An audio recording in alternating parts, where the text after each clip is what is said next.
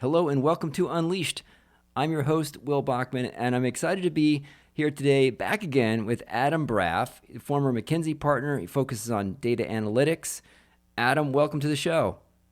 Thanks for having me back, Will. Adam, I'm excited to hear about what you've been doing using Chat GPT to explore how it can be used for analytics. Talk to me a bit about what you've been doing.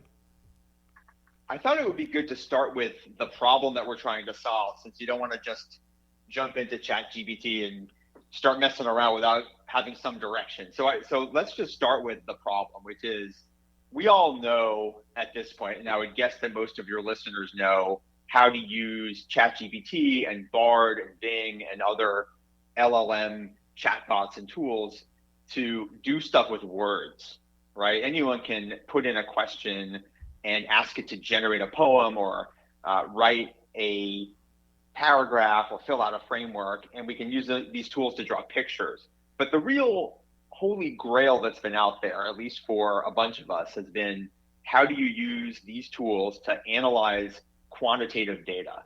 That is the interesting problem, because you can't just paste a bunch of data into that little context window. You only get so many characters, and typically a spreadsheet that you're going to want to understand or a data set is going to be much bigger than that. So that's the problem that we're trying to solve. How do you analyze data using generative AI? Okay, fantastic. So I'm definitely curious about this. So carry on. Tell me more.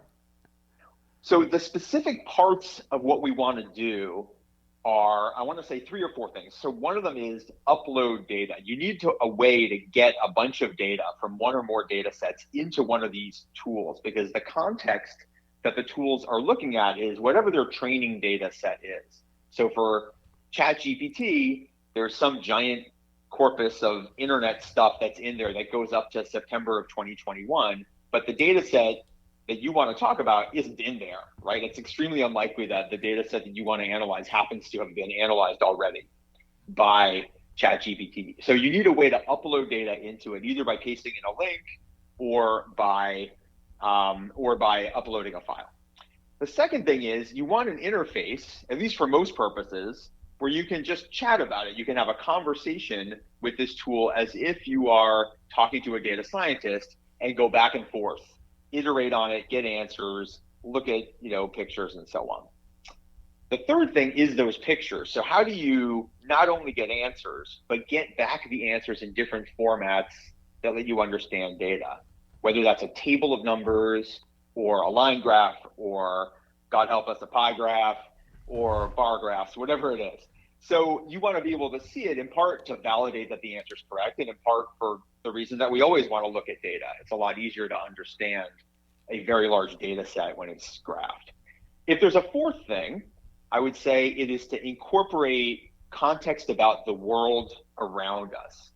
So most of these tools are going to understand the world up to 2021, but you would ideally want to have up-to-date context. So if you saw an interesting pattern in the data that went through 2023, you'd want to be able to talk about it and say, hey, what was going on in the world that might correlate with this? And that's really hard to do, because as we're going to see, the same tools that are handling data are not the same ones that are browsing. Okay. So do you want, yeah, so yeah, so you got the context there? Import data, how do you analyze the data, how do you visualize the analysis, and how do you get context? One, two, three, four.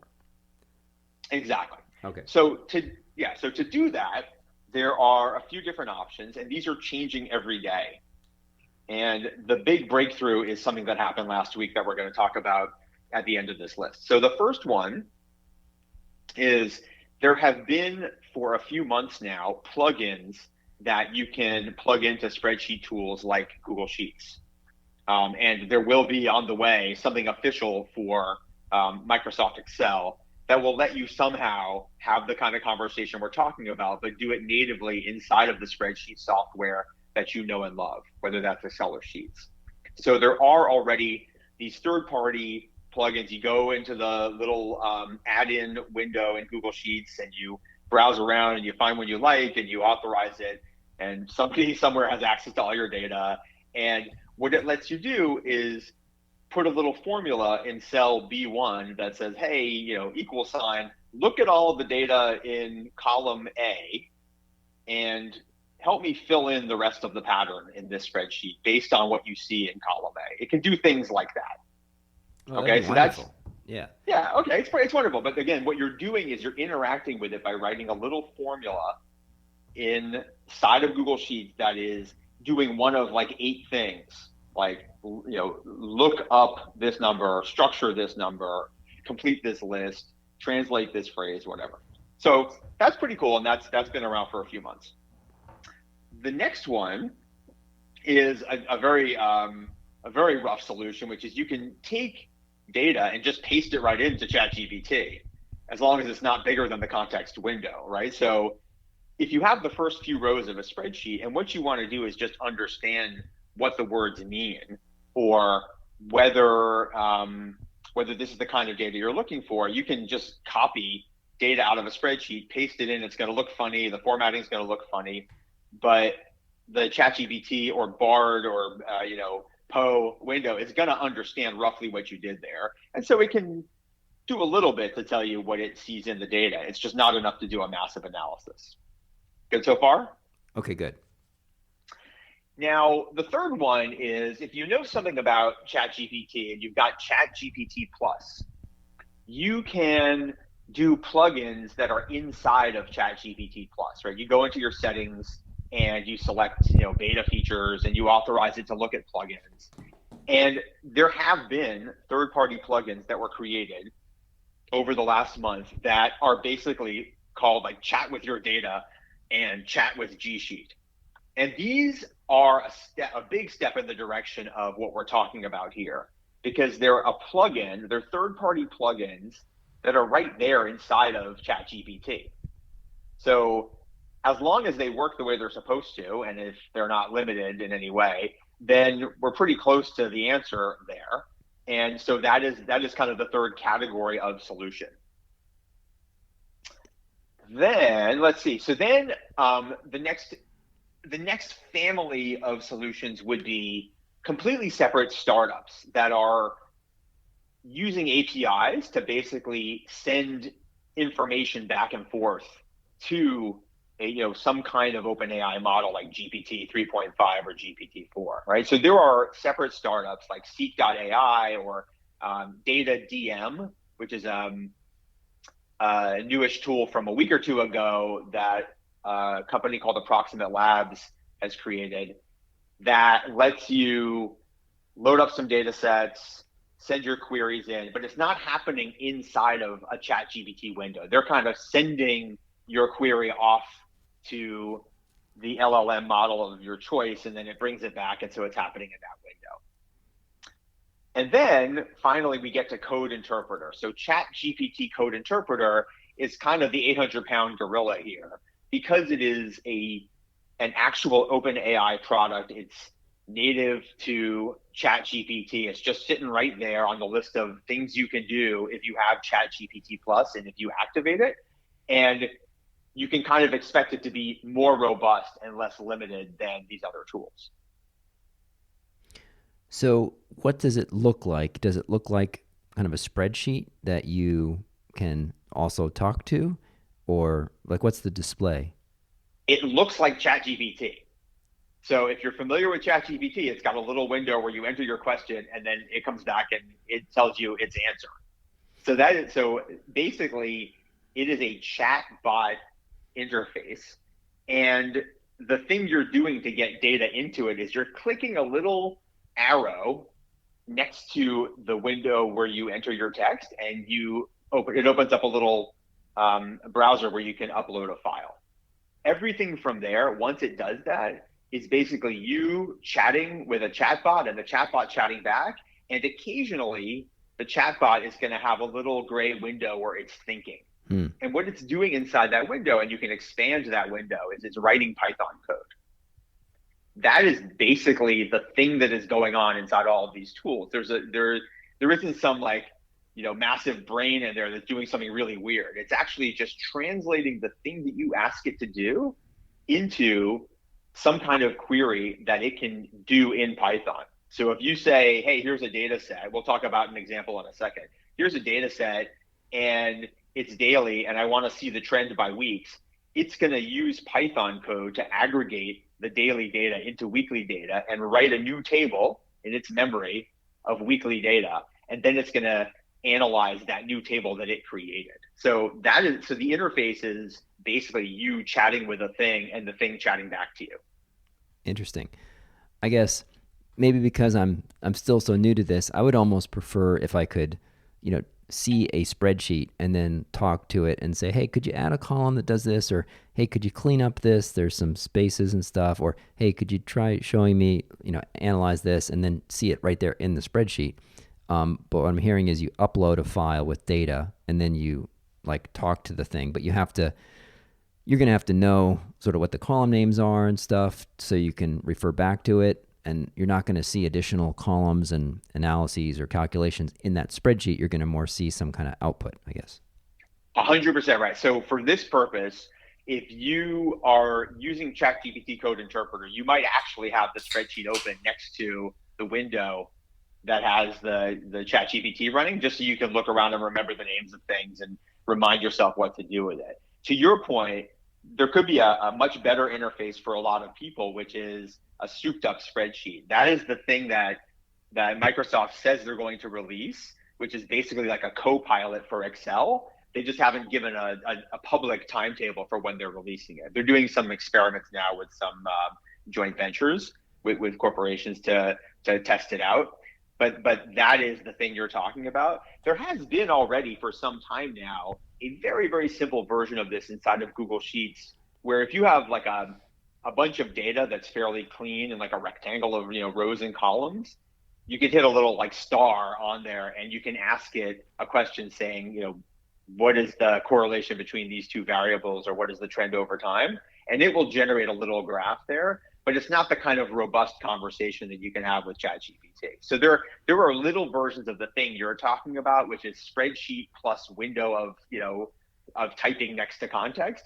That is definitely a thing, and it's probably going to be a pretty important way for interacting with data a few months from now. Yeah, that would be really nice, because then people who are can sort of understand data, but maybe they're not the best at pivot tables or VLOOKUPs or cleaning data, can then start doing analyses. It's almost like having an awesome business analyst sitting there doing your bidding, right? Exactly right. Now that kind of leads us into the analysis that I did for purposes of the blog post I just put up called Code Interpreter is Not a Data Scientist. Because effectively the thing you just said, which is a non-technical analyst has some data, they sort of know what's in it. They're not wild about pivot tables. They're not super technical in terms of even knowing what kind of graphs to do, but they just want to get into it.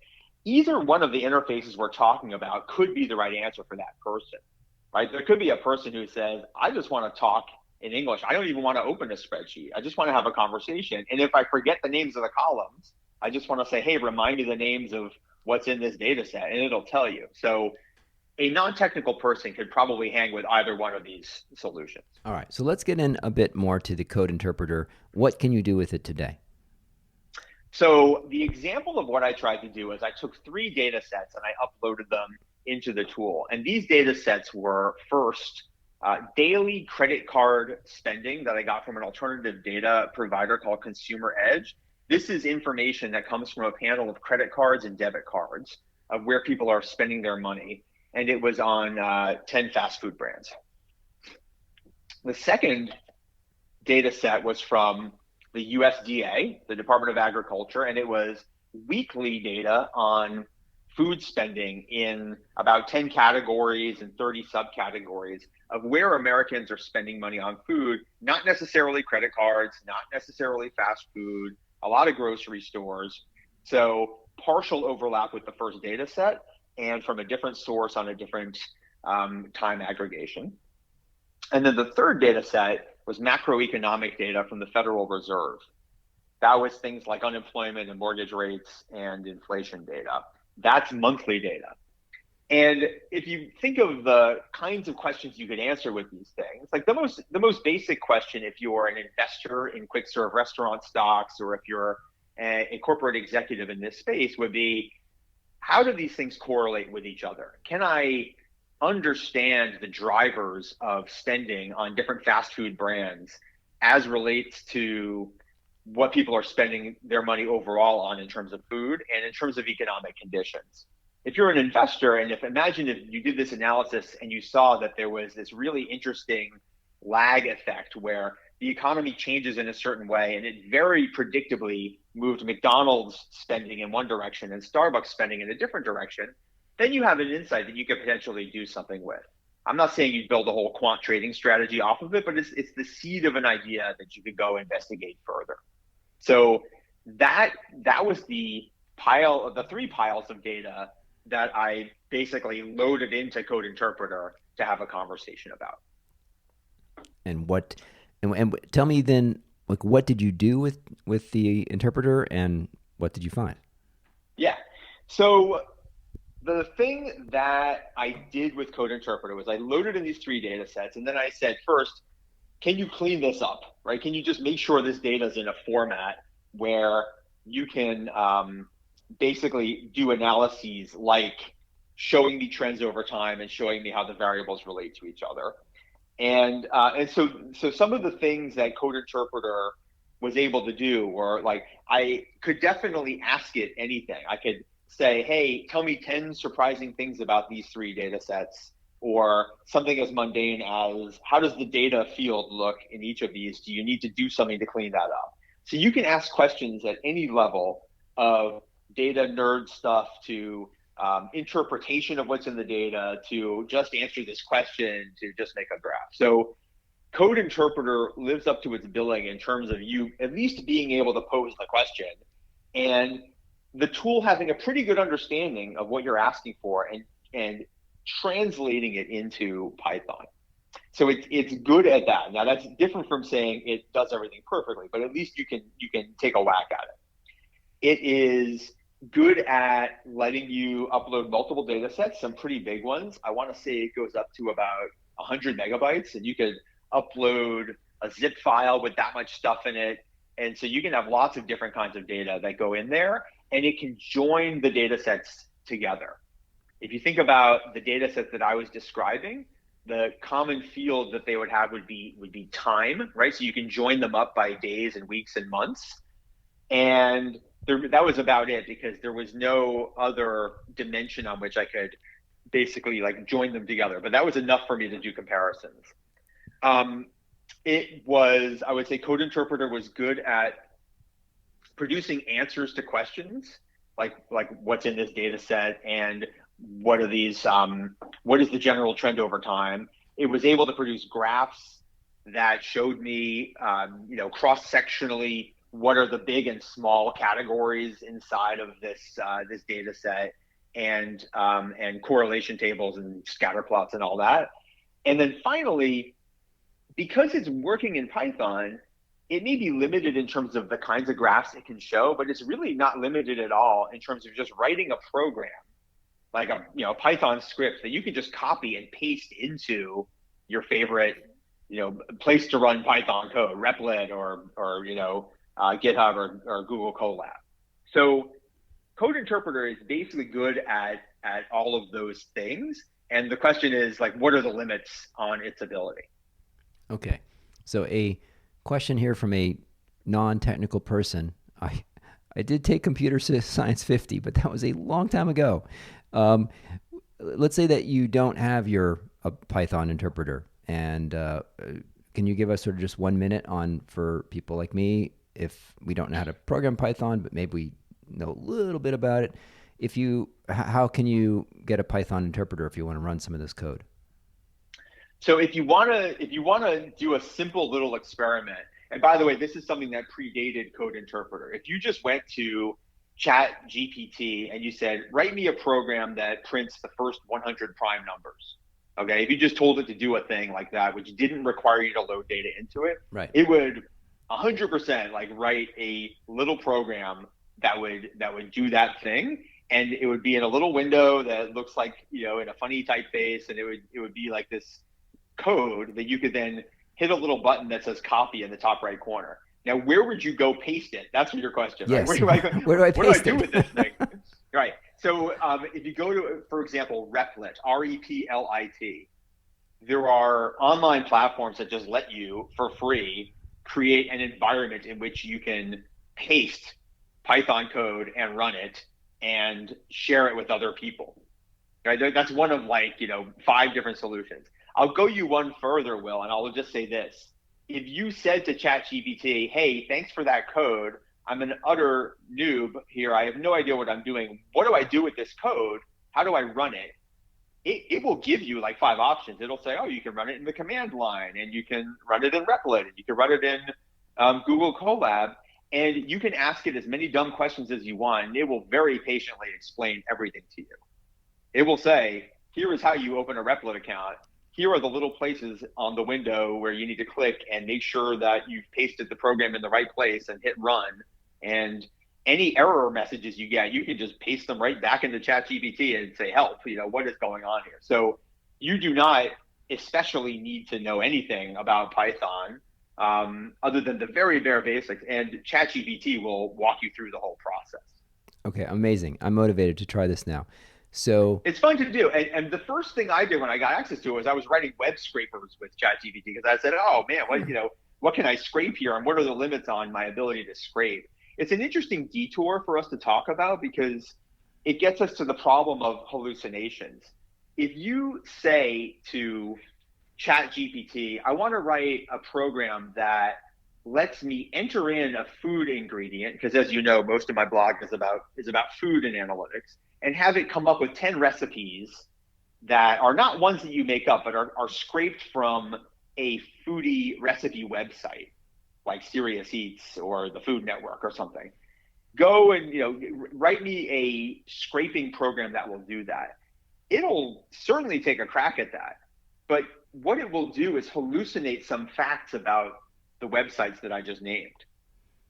So it'll make up some URLs that sort of sound good, like seriouseats.com/recipe, /search bar, right?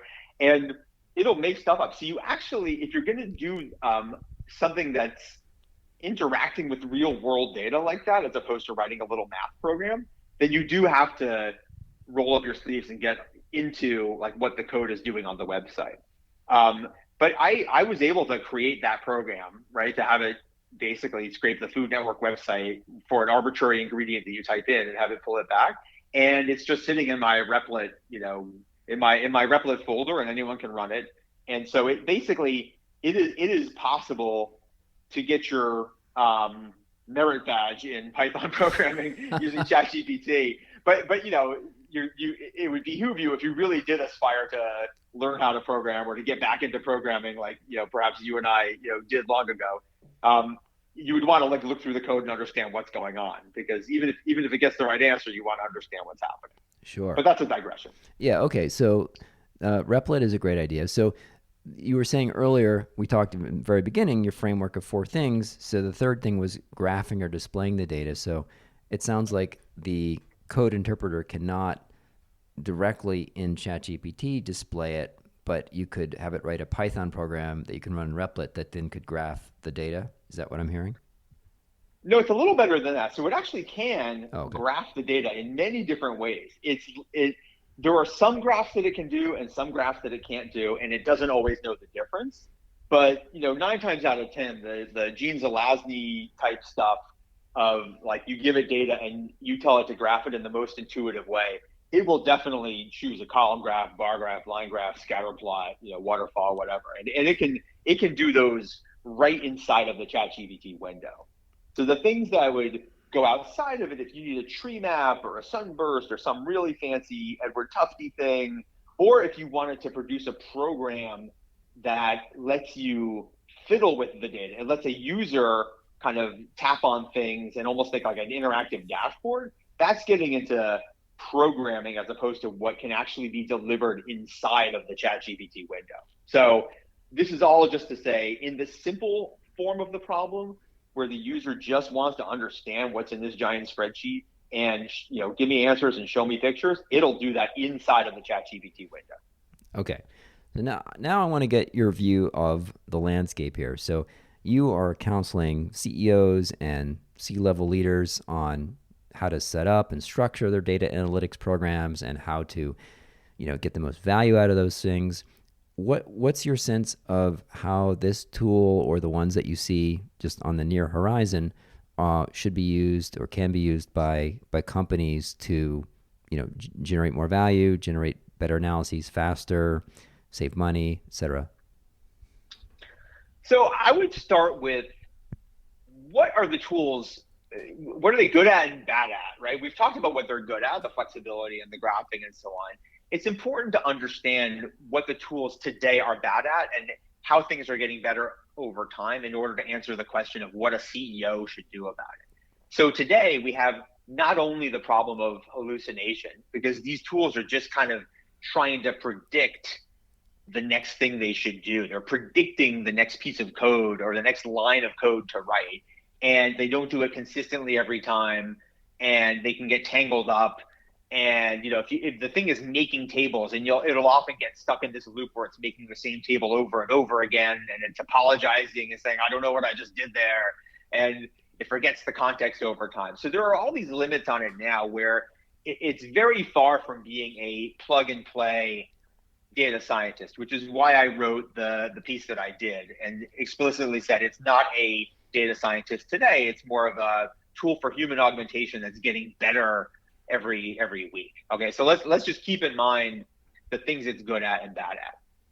My recommendations for users, and again, this is before I get to the enterprise solution question, would be, I would say first, you have to have some kind of problem-solving framework in mind. And this, I think, Will, is the kind of stuff you probably talked about a lot on this podcast and in your resources. You need some framework for how you do problem solving. Right? You've got to define the problem, generate hypotheses, propose data sources to go get, clean up the data, analyze it, visualize it, and synthesize the results, right?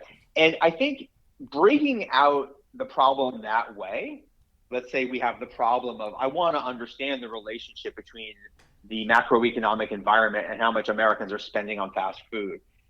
If you break it out that way, you can figure out which parts of that process Chat GPT Code Interpreter is good at and bad at, and what it can be used for. So as long as you pick the thing it's good at and you skip over the stuff it's bad at, you're in okay shape. So if you wanted to know what data sources you can go grab and feed into the maw of this machine in order to do this analysis, it'll propose some. It's going to maybe hallucinate the exact URL of where you should go on the USDA.gov page, but it's going to get you close enough, and you then finish the job yourself by going in and finding the data.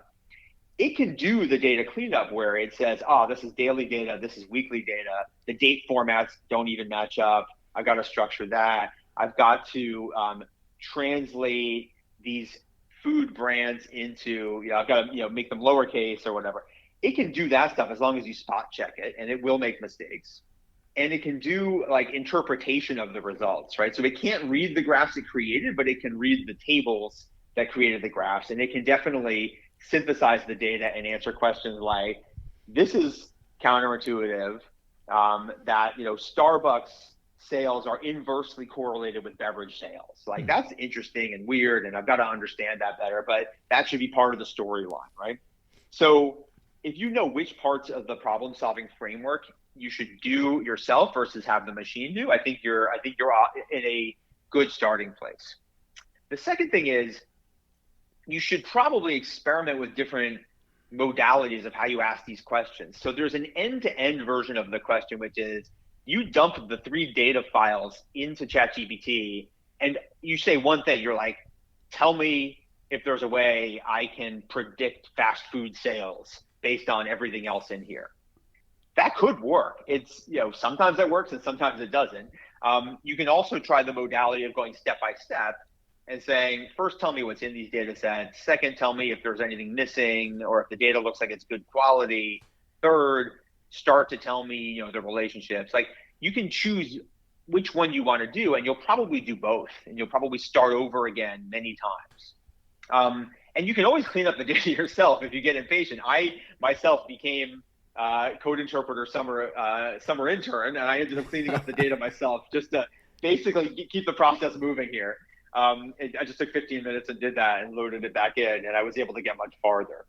So this really is like a lot about iteration and going with the flow and thinking about what you said earlier, which is how do we think about non-technical users here, right? Who are the people who are going to actually benefit in my organization from this tool? Because you're going to have data scientists who are going to be much more comfortable writing SQL queries and writing Python code and basically interacting directly with the data, because it's not that hard for them to quickly get answers popping out of this thing. But you're going to have this large category, I would assert, of people in every organization who are smart in their domain and they're smart about statistics, but they're just not programmers. And they don't want to, necessarily get their hands super dirty with really weird kinds of data structuring and kind of joining up data from multiple sources and setting up a pipeline and stuff. So I think there are enough people like that in an organization that these kinds of tools can be helpful and are going to get more helpful over time. I guess what I'm hearing or thinking about as you say this is that it's, for someone who works with data, it's good to start using these tools now just to kind of play around with them and get familiar with how they operate. And it's very different than just sitting there and, trying to use Excel, because it's more of a coaching, like being patient and coaching and trying different things, almost if you're training a dog or, teaching a young kid or something, like just learning how it reacts so that as the tools get more advanced, you'll already have some familiarity with it. It's like a new learning process of how to interact with a new type of entity. I 100% agree with that. And I think that there are opportunities, certainly with your own personal data and on your home computer, for you to do that kind of learning and experimentation. I'm a big advocate of that kind of hands-on experimentation. Even if you're not the most technical person, I believe everyone can get slightly better on each of the three dimensions we talked about: domain knowledge, statistical knowledge, and technical/data knowledge. And you can always inch a little bit closer toward that triple threat, data scientist model, wherever you are now as a starting point. If you're a curious person, you can experiment with these tools on your own, and you should experiment with them on your own. Now, that's a far cry from I'll go back to your earlier question of what does the CEO do at the enterprise level, right? You don't want your employees randomly opening a Chat GPT plus, account and a window and pasting corporate data into it, right? And just to state the obvious, there are lots of problems with that. You don't want data leaving your company. You don't want that data to be ingested into the broader kind of open AI universe and being used for training up models that your competitors would then be running that would happen to have your proprietary stuff in there, right? So there are plenty of reasons why, from an enterprise standpoint, you want to be, safety first. You want to work with IT to get some kind of a sandbox, created. There are solutions to the problem that we're talking about here, the safety problem, which is, Microsoft Azure has an OpenAI service where they will, set this up inside of your own walls, and you can put your own proprietary data in it, and you're running the model basically locally to your business, so you're not leaking information out into the world. There are open source large language models that you can run inside your own walls.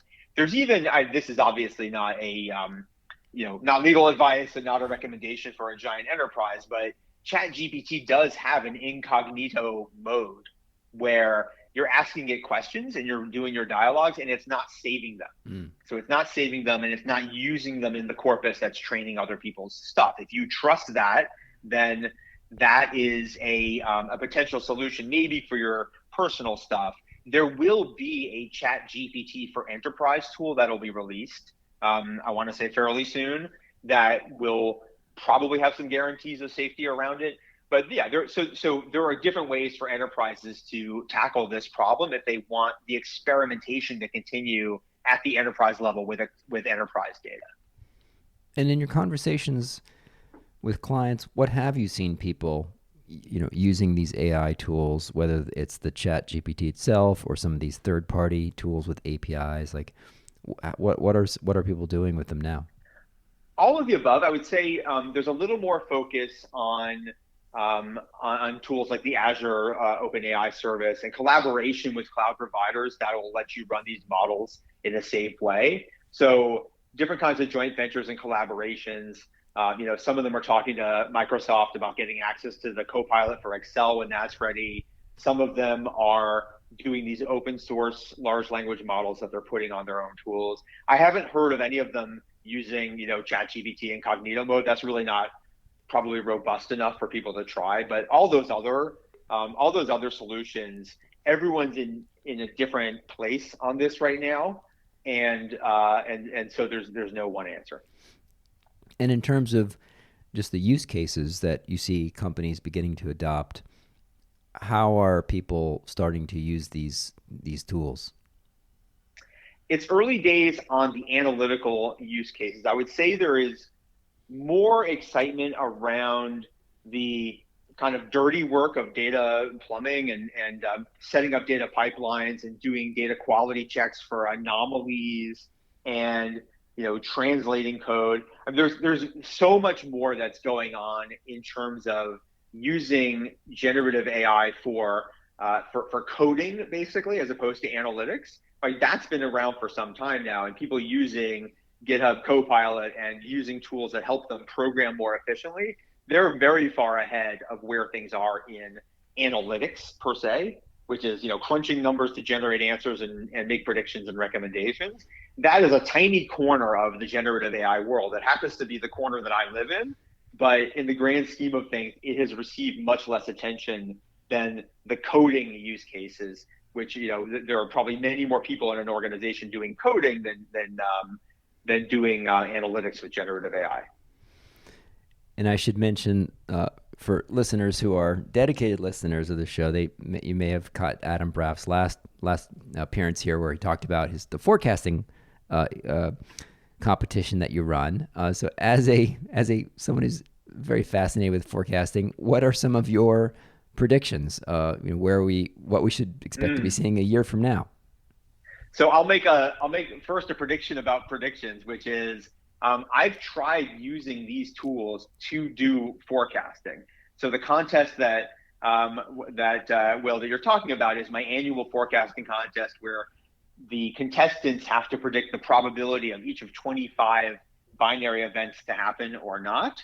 Like, will Putin still be in office at the end of the summer, and will Djokovic have sole possession of the Grand Slam all-time title by the end of the year, that kind of stuff.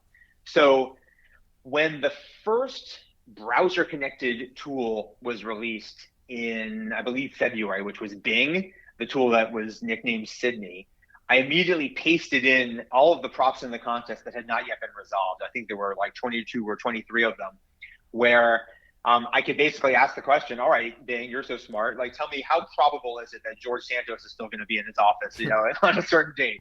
And it gave me numbers. So I actually was able to create an entry in the contest for Bing, Sydney, to judge its forecast.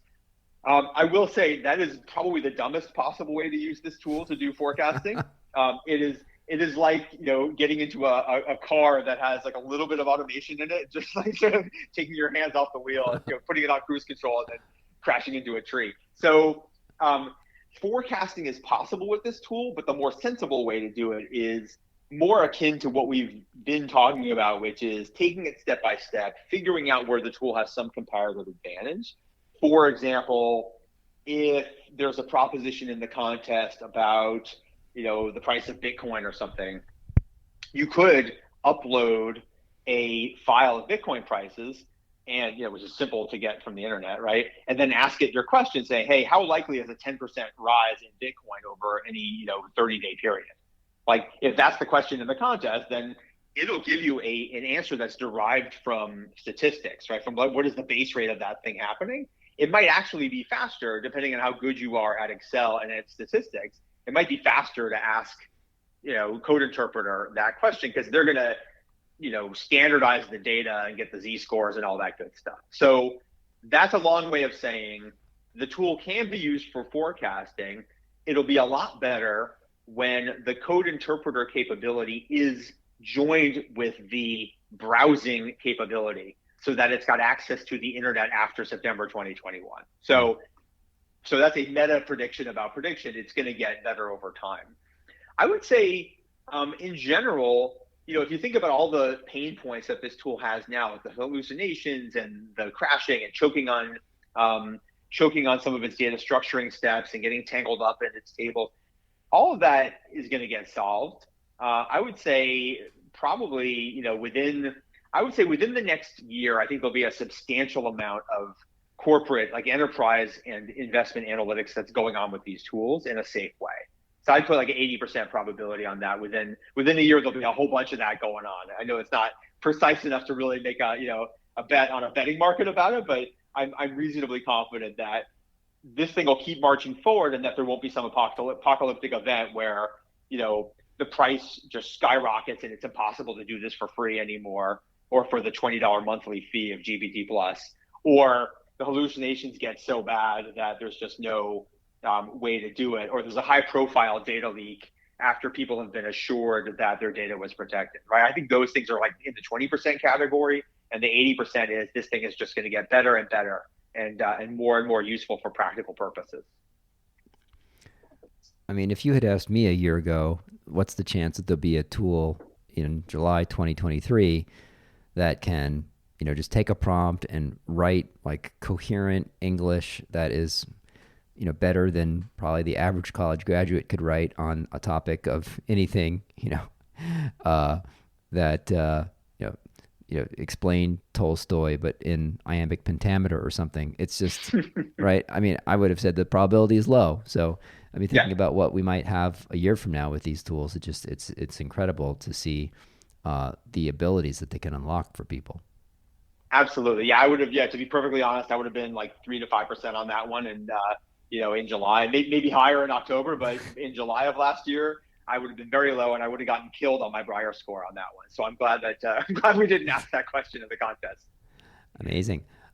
So you mentioned that you have written several blog posts about that. Could you maybe give us 30 seconds on each of those? So if for people who want to dive in and read your recent posts on these topics. Yeah, my main line of work is in advising executives and boards and investors on how to use data and analytics, not just AI, but in general to create value. So I've written primarily from that perspective, business and investment analytics. Some other things that I do, we mentioned the forecasting contest. I also teach graduate classes on analytics at Brown and NYU. So I've written on the subject of how generative AI is being used in teaching in higher education and learning. And it's sort of in the form of a parable with little animals. So that's interesting to read. I spend a lot of time blogging on this subject. So I've written about how to use GPT and large language models to write effective prose and to create good illustrations. I also have taught a class that is a capstone class on how to create a startup and start a business plan. So I've written on the subject of where you can use LLMs to make your business plans better and where you can mess it up and do a lot of damage. So all of these topics, there's actually one more that cuts across all of these. There's a blog post on the different kinds of people in an organization. We talked earlier about the 3 skills that matter for analytics, which is domain knowledge and statistics and programming skills. At every one of those binary combinations, you've got different kinds of people. And so I've written about how each of those kinds of people should be using generative AI now and in the future. So all of that content is on my website at braff.co/GenAI, GenAI, which stands for generative AI. And we will include that link in the show notes. Adam, thank you for this discussion. I'm going to go check out Replit and do some Python. Thank you so much for joining today and walking us through the latest. My pleasure. Run, don't walk to your browser and try it all out. Thanks, Will. All right.